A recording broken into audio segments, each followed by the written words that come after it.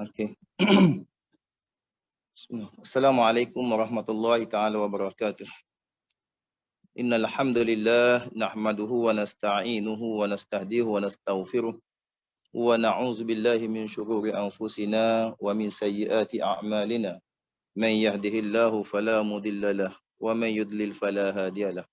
Asyhadu an la ilaha illallah wa asyhadu anna sayyidana Muhammadan abduhu wa rasuluh.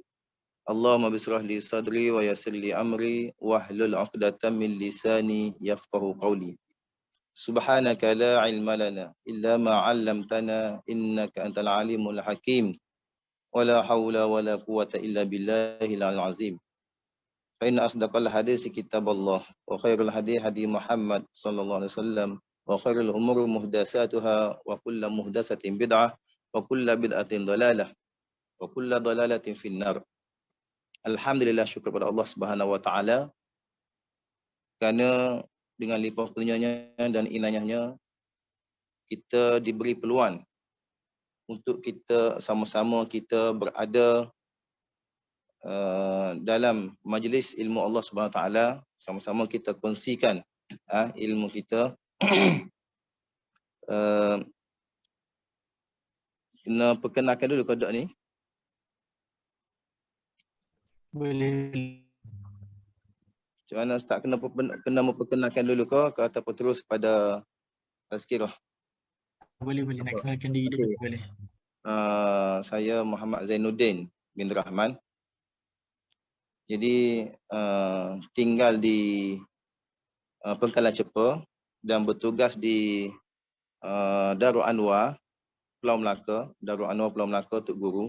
Sekolah Darul Anwar Pulau Melaka Tok Guru. Sekolah Arab. Okey. Jadi sudi hamba memberi perkongsian pada hadirin hadirat sekalian. Tujuan ana memperkenalkan diri ni, pertama ana ni tengok dalam skrin ni okey tak? Tetapi sebenarnya ana ditakdirkan oleh Allah Subhanahu Wa Taala hadir ke dunia ini dengan seorang hamba yang dhaif. Termasuklah dengan tajuk kita pada tengah hari ini, iaitu apa? Adakah salah takdir ataupun salah tadbir? Seharian kerja buat kita ni adakah salah tadbir dan takdir? Jadi hamba nak beritahu bahawasanya hamba ni seorang OKU. OKU physical. OKU physical. Jadi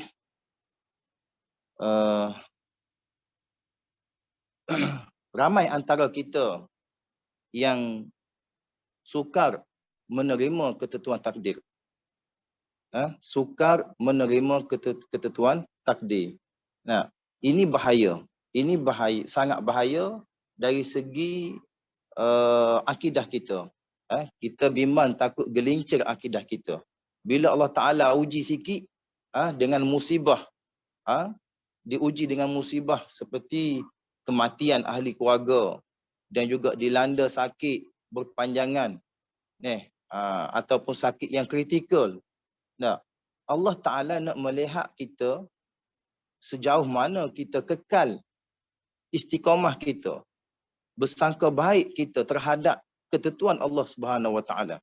Sebab tu kita kena beriman dengan Allah Subhanahu Wa Ta'ala dengan rukun 5, rukun Islam yang 5 dan juga rukun iman yang ke-6. Di situ dia boleh meyakinkan dan menguatkan akidah kita, pegangan kita, tali pegangan kita kepada Allah Subhanahu Wa Ta'ala supaya tidak gelincir daripada yang asal.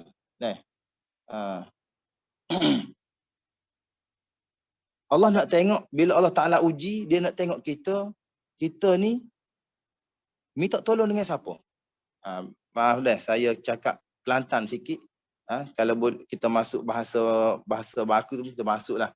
Campur-campur sikit. Cuma biasa hamba ni kuliah dengan orang kampung, mana kita guna bahasa Kelantan supaya orang mudah faham. Kita nak sesuatu benda ni biar faham. Satu penyampai itu biar orang faham.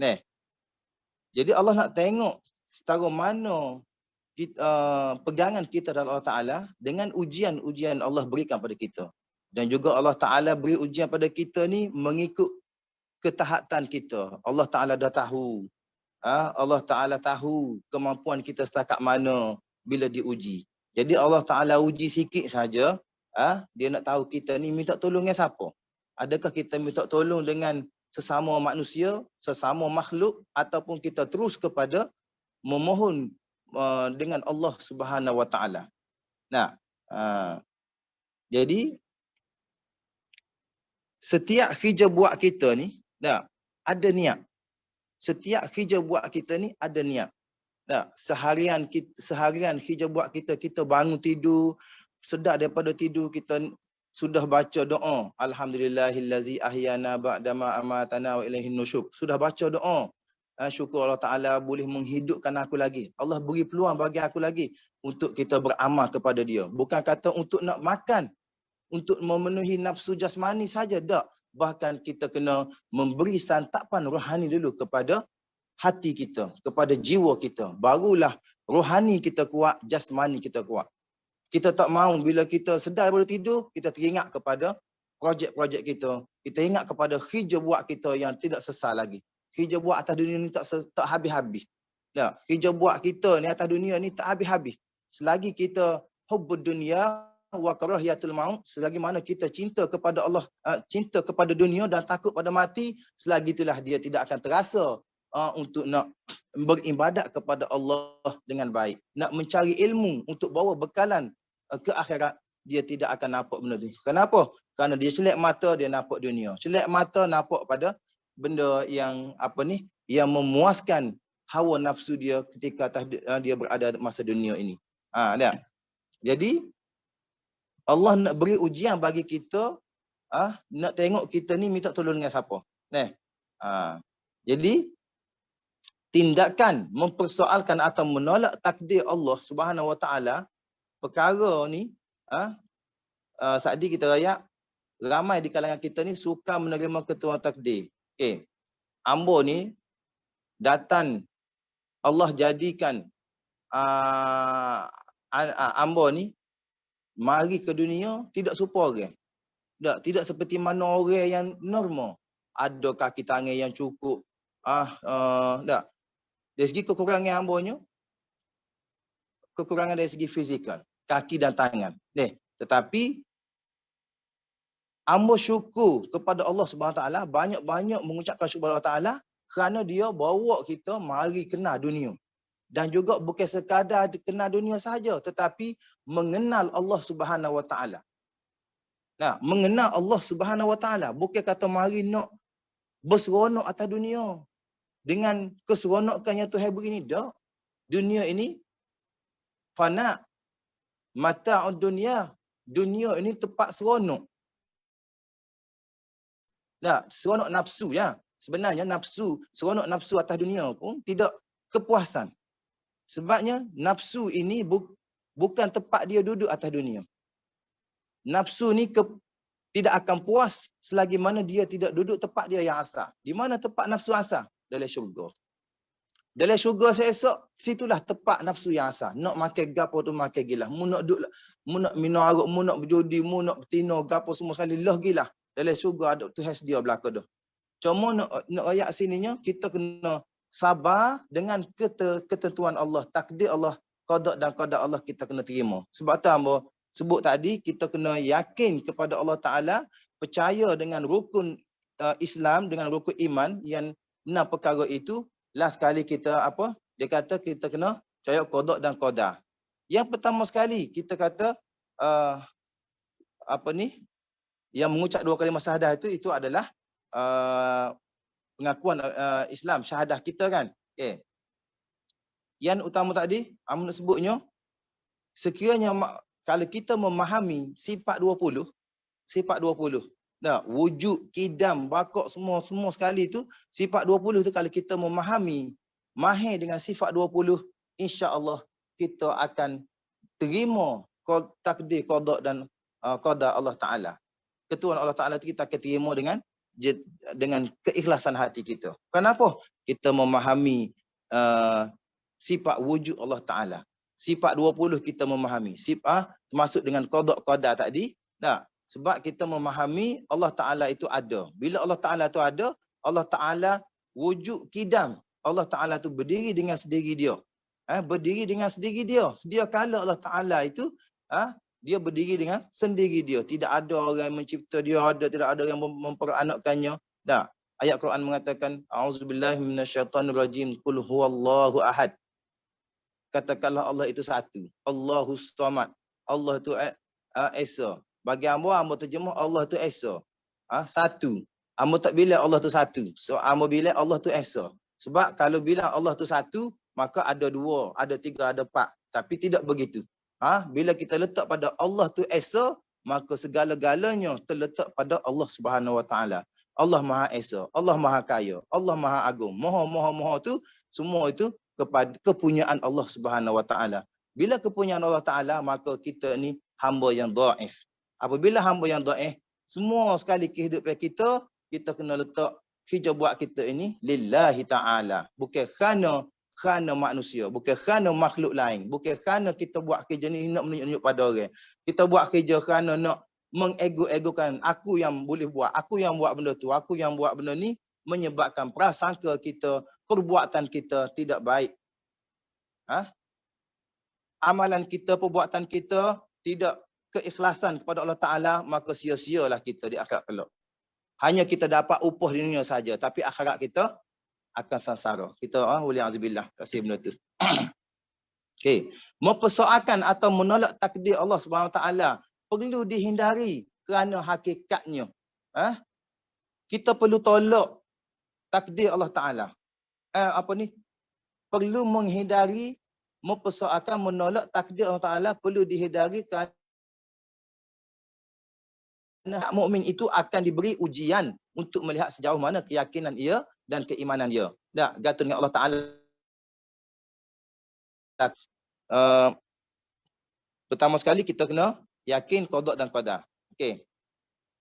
Dan juga ambo nak nasihati supaya masyarakat supaya tidak sesekali mengeluh ataupun menyebut perkataan menyesal ketika ditimpa apa saja kesusahan.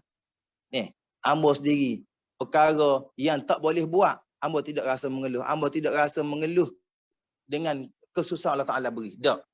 Bahkan ambo usaha, sedaya upaya yang ambo boleh buat. Ambo tak boleh buat, minta tolong orang. So, minta tolong orang. Walaupun berdoa dengan Allah Ta'ala supaya dipermudahkan kerja, tetapi Allah Ta'ala menghantar hamba dia yang dapat membantu makhluk yang dapat membantu hamba-hamba yang dhaif. Sebab tu dia kata sini nasihat supaya jangan sesekali mengeluh ataupun menyebut perkataan menyesal ketika ditimpa apa sahaja kesusahan. Ni contoh kita kata anak kita kemalangan. Ni aku kata dah. Jangan naik derah. Jangan gotong ni. Itu hanya ikhtiar kita. Tetapi benda yang sudah berlaku tak boleh kita nak mengeluh di atas ujian Allah Subhanahu Wa Taala. Kerana apa? Allah nak mengajar kita untuk sentiasa menyebut ayat ini, iaitu daripada Allah Subhanahu Wa Taala kepadanya kita kembali ketika ditimpa apa juga musibah. Allah Taala beri ujian pada kita supaya kita mengingati dia. Sebelum ni tu hari kita segar semua, makan lalu semua sedap semua, tiba-tiba tu hari sakit menyebabkan kita makan tak lalu, mandi pun jarang. Berbagai-bagai musibah yang diuji Allah Ta'ala supaya nak memperingatkan kita dengan Allah Subhanahu Wa Ta'ala. Allah nak tambahkan pahala bagi kita. Kita bila kita diuji oleh Allah Ta'ala, kita dapat menahan ujian, kita dapat sabar dengan ujian Allah Ta'ala. Setelah Allah Ta'ala uji sesuatu kepada hamba-Nya, maka Allah Ta'ala tambah apa? Tambah keimanan dan ketakwaan dia kepada Allah Ta'ala itu dengan kemanisan iman, iaitu halawatul iman. Kemanisan iman ini tak boleh dirasai melainkan hanya dia sahaja yang dapat merasai kemanisan iman itu, iaitu dengan setelah diuji oleh Allah Subhanahu Wa Taala, maka ia dapat kemanisan. Contoh kita kata lagu mana? Tuhan uji kita sakit. Dalam sakit kita ingat belaka, ingat Tuhan, ingat dosa pahala kita. Di situlah kita memperbanyakkan istighfar. Di situlah kita memperbanyakkan istighfar, baca Quran apa semua sekali, dan kita menyesal di atas segala perbuatan yang keji, yang kita buat itu, kita menyesal di atas perkara-perkara yang dosa tadi. Nah, ini nak menyatakan bahawasanya Allah uji kita. Ayat tadi, bila Allah Ta'ala uji, contoh kita kata, selepas pada ujian itu, kita akan mendapat kemanisan iman. Iaitu, contoh kita kata, kita berpuasa. Ujian kita, Allah Ta'ala beri kewajipan kita berpuasa di bulan Ramadan itu, dengan tak makannya, dengan tak minumnya, dengan jaga mata, jaga percakapan, jaga pendengaran. Semua sekali kita jaga, bahkan hati yang utama sekali kita kena jaga dalam segala ibadat kita. Apabila kita dapat melaksanakan ujian Allah Subhanahu Wa Taala, selepas pada kita puasa, kita berbuka. Tak, kita berbuka puasa tu, kita rasa nikmat makan, nikmat minum. Kita rasa air sejuk yang berharga sekali bagi kita sebab kita puasa. Sehari tutup kita tak makan, tak minum. Bila kita buka puasa, itu dapat nikmat. Itu nikmat dari segi jasmani saja. Nikmatnya air sejuk. Tak ada apa satu air sejuk ya nikmatnya. Tak makan nasi lagi, tak makan cekmek lagi, tak makan semua kuih-muih ada depan tu kita tak makan lagi. Bila kita makan, kita rasa nikmat. Nikmat itu hanya satu saja diberi oleh Allah Subhanahu Wa Taala. Nikmat lain banyak lagi yang Allah Ta'ala beri. Tu dari segi nikmat. Tak. Tapi nak ayat tadi, bila kita diuji oleh Allah Ta'ala, contoh kita kata kita puasa. Tak. Lepas habis bulan puasa, kita menyambut hari raya. Sukanya kita. Sebenarnya kita suka ni, suka dari segi jasmani. Dari segi nafsu kita suka. Sebenarnya nafsu kita sukanya, hak sebenar-benar suka ketika dalam puasa tadi. Suka nafsu kita kerana dapat menahan daripada melakukan maksiat. Kita puasa, kita menghormati bulan Ramadan, kita baca Quran, nafsu kita suka. Kalau tak ada puasa, tidak ada puasa, makan sepanjang hari, makan setiap malam. Tu nak ayatnya. Hikmah Allah Ta'ala beri pada kita, kita berpuasa. Itu contoh kita kata tadi, ujian yang diberi oleh Ta'ala puasa. Lepas ada puasa, kita rasa gembira hati kita. Begitu juga dengan musibah Allah Ta'ala beri tadi kepada kita, kita dapat bersabar, bersabar dengan ujian Allah Ta'ala, maka selepas itu Allah Ta'ala beri, menambahkan ketakwaan, keimanan kepada Allah Ta'ala, menyebabkan kita mendapat kemanisan iman tadi. Jangan sesekali sebut perkataan selain daripada Allah SWT, selain daripadanya. Allah SWT beri kita jaminan bagi orang yang diuji itu. Tu hari jamin dah, jaminnya. Orang yang diuji, Allah Ta'ala. Orang yang diuji, diberi jaminan oleh Allah SWT. Sentiasa dalam rahmat dan ditunjuk, rahmat dan petunjuk, serta bimbingan Allah Ta'ala. Ketika ketika Allah Ta'ala uji kita, kita dapat menahan kesabaran kita. Allah Ta'ala beri jaminan bagi orang yang diuji. Dan Allah Ta'ala beri jaminan juga bagi sesiapa yang membuat kebaikan, walaupun sebesar biji zarah. Allah Ta'ala berfirman, A'udzubillahi minasyaitanirrajim, wa man ya'mal misqala zarratin khairan yarah, wa man ya'mal misqala zarratin syarran yarah. Sesiapa yang melakukan, yang melaksanakan perkara yang kebaikan, walaupun sebesar biji zarah, Allah Ta'ala akan memperlihatkan dia. Begitu juga sesiapa yang melakukan perbuatan yang keji, yang buruk, walaupun sebesar biji zarah. Sebesar biji zarah ini kita nak letak besar mana? Besar kaca butir, besar biji sawi, bahkan kecil lagi pun Allah Ta'ala beri ganjaran pada dia. Allah Ta'ala memperlihatkan baginya dengan apa yang dia lakukan dengan amal kebaikan tadi. Begitu juga dengan keburukan, Allah Ta'ala memperlihatkan balasan dengan juga dengan perkara yang buruk tadi. Nah,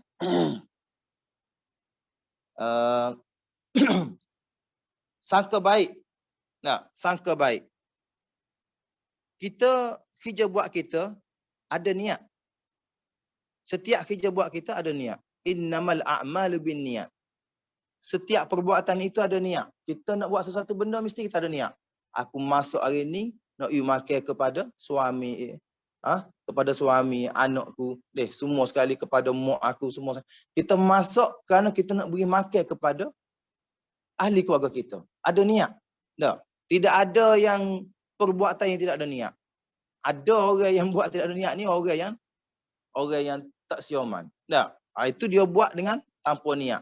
Tak? Itu tak orang tak masuk rekod tu.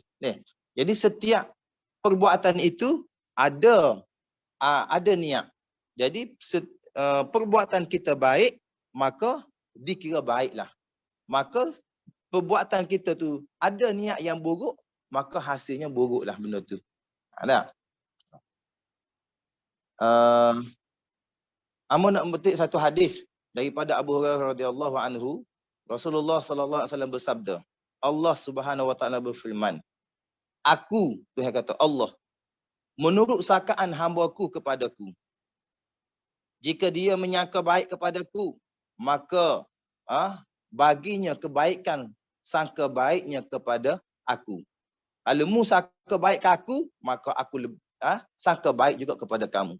Dan jika ia menyangka dengan sangkaan buruk kepadaku, maka baginya sangkaan buruknya kepadaku. Kita sangka baik kepada Allah Ta'ala, maka Allah beri kebaikan pada kita. Kalau kita sangka buruk pada Allah, maka benda tu akan jadi padahlah buruk pada kita. Waliyazubillah, minta jauh. Jadi setiap perbuatan, setiap amalan kita hendaklah disertai dengan niat. Niatlah sesuatu perkara itu dengan baik semua. Contoh sama tadi, kita bangun daripada tidur, niat kita nak ucap syukur, alhamdulillah, tak apa dah. Kita sedar daripada tidur tu, kita ucap alhamdulillah, Tuhan bagi kita nyawa lagi. Kesempatan kita beribadat. Dan semua kerja buat kita itu ibadat kepada Allah Subhanahu Wa Taala. Maka kita lakukanlah amalan seharian kita. Nah, kemudian kita nak tidur, balik pula perkataan kita nak tidur. Kita hisap diri kita pula. Kita hitung, muhasabah diri kita pula. Apa benda yang kesilapan aku buat pada hari ini. Yang baik tu tak apalah, alhamdulillah lah. Yang buruk kita kena hisap yang buruk.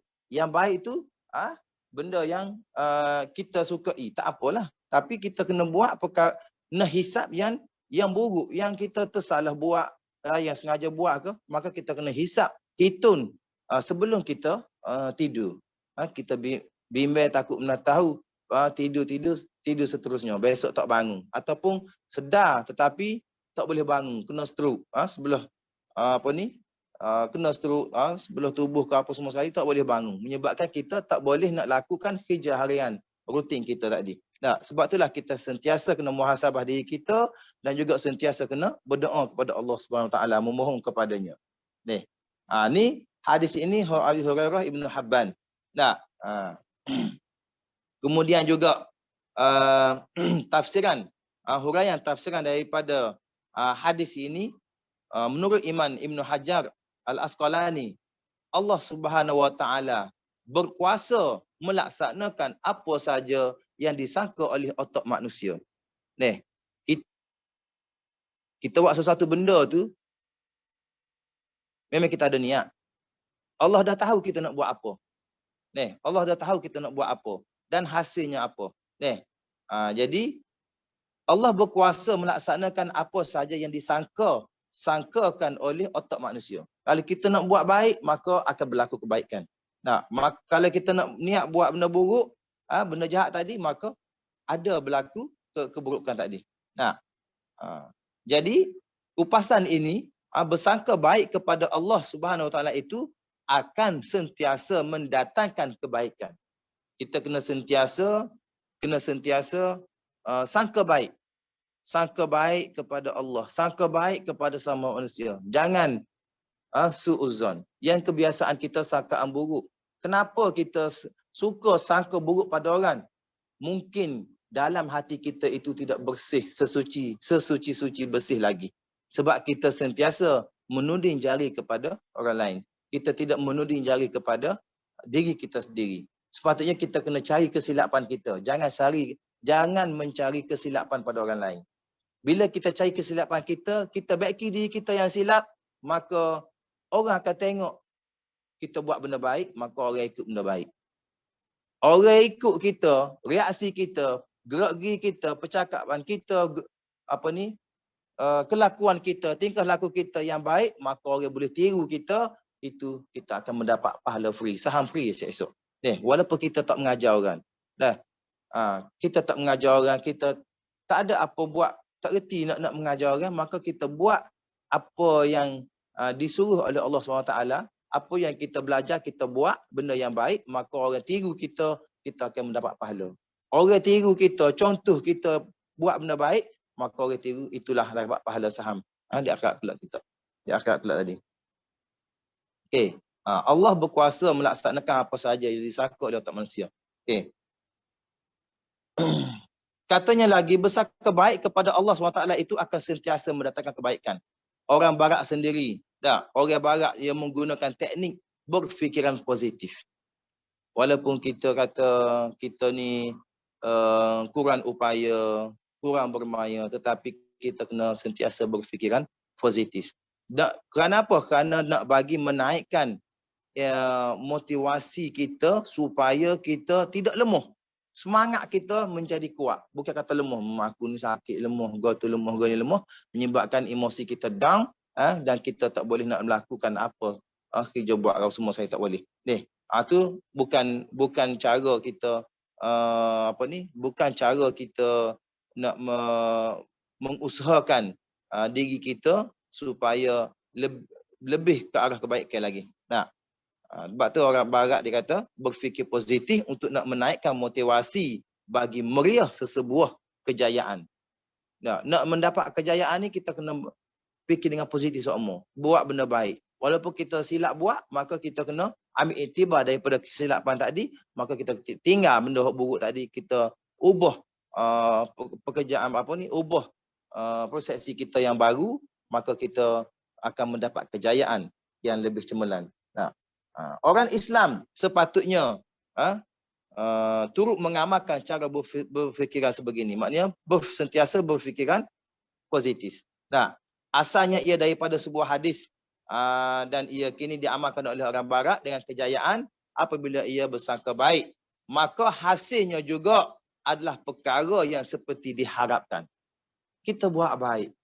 Contoh kita kata, supaya kita contoh yang Amor ajak tadi, kita masuk dengan rela hati, keikhlasan hati kita untuk beri makan minum anak-beranak kita, maka hasil dia akan mendapat kebaikan. Maknanya masak sedap, makan sedap, cukup, molek, gapo semua sekali, sihat walafiat, barakah pula tu. Waktu kita nak barakah. Kenapa? Kita buat dengan keikhlasan hati kita. Jadi wajib ke atas kita ini sentiasa meredai dengan qada dan qada. Amun nak beritahu sikit pengertian qada dan qada. Takdir atau lebih lengkapnya qada dan qada memiliki unsur ikatan kesinambungan. Iaitu lagu mana? Qada bererti ketika Allah telah menetapkan sesuatu akan terjadi pada waktunya. Dan qada pula adalah tibanya masa ketika ketentuan yang telah ditetapkan terjadinya. Jadi oleh itu qada yakni suatu ketetapan Allah berlaku terhadap segala sesuatu sejak zaman sejak zaman azali. Qada ni ketentuan Allah letak dah situ. Qada Allah Taala letak dah. Contoh kita kata pada hari sekian-sekian kita akan mendapat kejayaan. Pada hari sekian-sekian kita akan berkahwin. Tak, umur sekian-sekian, hari sekian, Tuhan letak dah di Lauh Mahfuz lagi, qada tadi telah ditentukan Allah Taala, hanya kita saja yang tak tahu. Tapi bila sampai masa, ia akan berlaku. Nah, qada adalah pelaksanaan qada ketika terjadi. Nah, qada adalah pelaksanaan qada ketika terjadi. Nah, jadi benda ni kita boleh berdoa dengan Allah Taala. Nah, jadi tidak semestinya suatu perkara yang kita tadi apa ni, qada dan qada. Tak, kita boleh mohon memohon doa dengan Allah Taala supaya contoh kita kata dipanjangkan umur. Maka sekiranya Allah memakbulkan doa itu, Tuhan panjang umur. Tak. Jadi ketentuan Allah Taala ini ada benda, ada yang boleh berubah dan ada yang tak berubah. Tak. Jadi Rasulullah SAW berkata, satu ayat lagi, antu'mina billah wa malaikatihi wa kutubihi wa rusulihi wal yaumil akhir wa tu'mina bil qadri khairihi wa syarrihi. Nah, kamu beriman kepada Allah. Kita beriman kepada Allah. Beriman kepada malaikat dan kitabnya dan rasulnya dan hari akhirat. Hari akhirat dah kita beriman. Dan kamu beriman kepada qada dan qadar yang baik maupun yang buruk. Hadis Hurairah, Hurairah Muslim. Nah, jadi hak ni yang kita kena pegang kuat-kuat betul-betul, pegangan kita supaya apa tadi, qada dan qadar kita tidak lari daripada jalan yang sebenar. Nah, jadi semua yang terjadi atas dunia ini sudah menjadi ketetapan daripada Allah Subhanahu Wa Taala, seperti adanya apa tadi, pengertian siang dan malam. Tuhan buat siang malam, semua ada kebaikan berlaku. Dah. Kalau ikut kita, kalau ikut nafsu kita, nak suruh jadi siang berlaku. Sebab apa kita buat kerja sama? Kita boleh buat kerja sama. Dah. Keindahan alam dan sebaliknya, semua sekali itu sudah diciptakan oleh Allah Taala dan sudah ditentukan oleh Allah Subhanahu Wa Taala. Jadi insya-Allah sekadar ni saja dahulu perkongsian kita pada tengah hari ini, sebagai memberi peringatan pada diri hamba sendiri dan juga pada hadirin sekalian, supaya jangan kita mengeluhlah. Takdir Allah Taala ni apa-apa sekali pun kita kena terima. Redha, terima dengan redha, dan juga apabila kita ingat bahawasanya ujian Allah Taala itu nak menambahkan keimanan kita, nak menambahkan pahala kita, dan juga nak memberi kesedaran bagi kita untuk kita berubah diri kita daripada tak baik kepada kebaikan yang lebih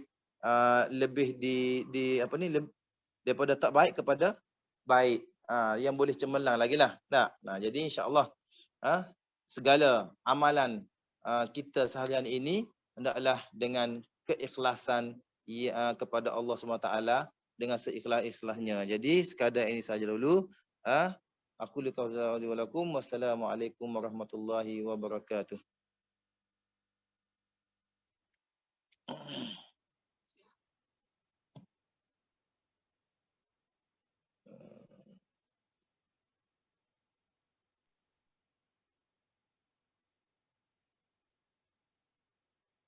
Macam mana Ustaz, ada apa? Ada nak tanya soalan ke macam mana? Ataupun kita buka soalan tu, tanya soalan tak jawab kita. Okay, insyaAllah kalau bagi hadirin tuan-tuan perempuan mana ada soalan boleh tanya. Kita tunggu lagi seminit 2. Andai kata tak ada, kita nak end. Okay, jika ada boleh ajukan soalan.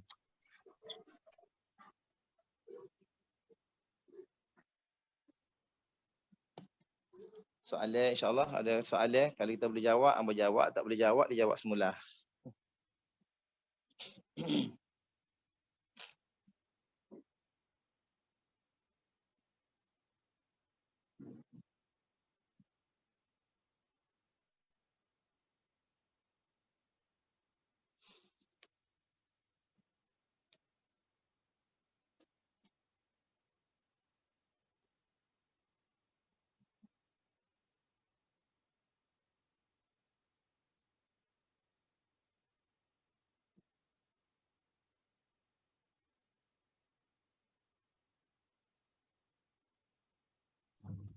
Nak rasa macam tak ada soalan ni Ustaz.